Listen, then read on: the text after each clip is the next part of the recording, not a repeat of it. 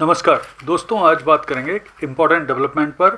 और वो important development ये है, जैसा कि आपको पता है, कल इजिप्ट के शहर शर्म अल शेख में गाजा पीस समिट का आयोजन किया गया था, जिसमें डोनाल्ड ट्रंप के शायद विश्व के लगभग 20 से अधिक देशों के प्रतिनिधियों ने भाग लिया। अब इस गाजा पीस समिट में जो इजिप्ट में आयोजित की गई है, उसमें एक जॉइंट डिक्लेरेशन जारी किया गया है, जिसे ट्रंप डिक्लेरेशन नाम दिया गया है। तो आइए इस डिक्लेरेशन को, इसके प्रमुख बिंदुओं को और अब इसका क्या परिणाम होगा उसे जानने की कोशिश करते हैं। तो सबसे पहली चीज़ ये है कि इस जॉइंट डिक्लेरेशन पर अमेरिका के राष्ट्रपति डोनाल्ड ट्रंप, कतर के अमीर, इजिप्ट के राष्ट्रपति के अलावा इसमें तुर्की के राष्ट्रपति एर्दोगान वगैरह ने साइन की है।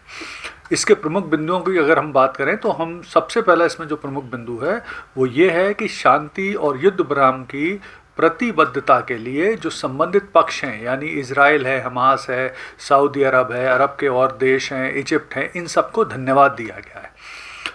और ये भी माना गया है कि शांति स्थापना के प्रति उनकी प्रतिबद्धता बहुत ही प्रशंसनीय है। दूसरा, इस जॉइंट डिक्लेरेशन का प्रमुख बिंदु है कि इजराइल और फिलिस्तीन दोनों देशों के लिए मानवाधिकार, सुरक्षा की गारंटी और उनकी गरिमा की रक्षा की जाएगी। तीसरा प्रमुख पॉइंट है इसमें कि जो इजराइल और फिलिस्तीन है, उनके बीच में निरंतर संवाद की स्थापना की जाएगी, जिससे उनके बीच में झड़प ना हो, लड़ाई ना हो, हथियारों का प्रयोग ना हो।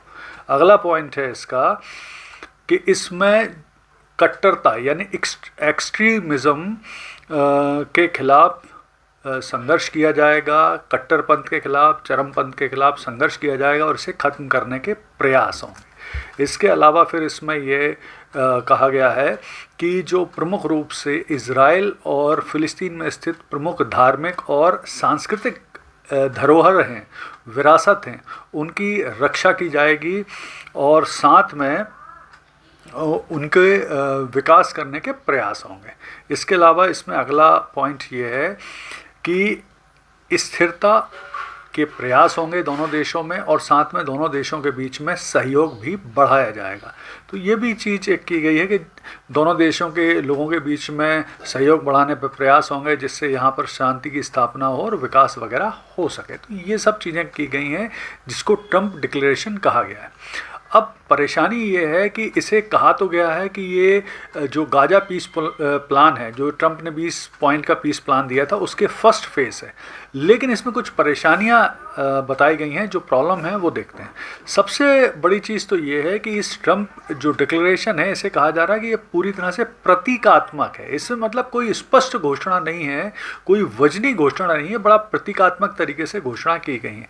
कई महत्वपूर्ण बातें, जैसे गाजा का प्रशासन कैसे होगा, कब होगा, सुरक्षा बलों का गठन कैसे होगा, द्विराष्ट्र सिद्धांत यानी फिलिस्तीन और इजराइल की स्थापना कैसे होगी, गाजा का पुनर्वास कैसे होगा, इसके बारे में स्पष्टता से नहीं बताया गया है। इसके अलावा गाजा से जो इजराइल के सैनिकों की वापसी है, उसकी स्पष्ट स्थिति कब होगी, कैसे होगी, बफर स्टेट का बफर जो जोन है वो कैसे बनाया जाएगा, वो भी स्पष्ट नहीं है। इसके अलावा गाजा की सत्ता फिलहाल किसे सौंपी जाएगी, इसके बारे में भी ये डिक्लेरेशन स्पष्ट रूप से नहीं बताता।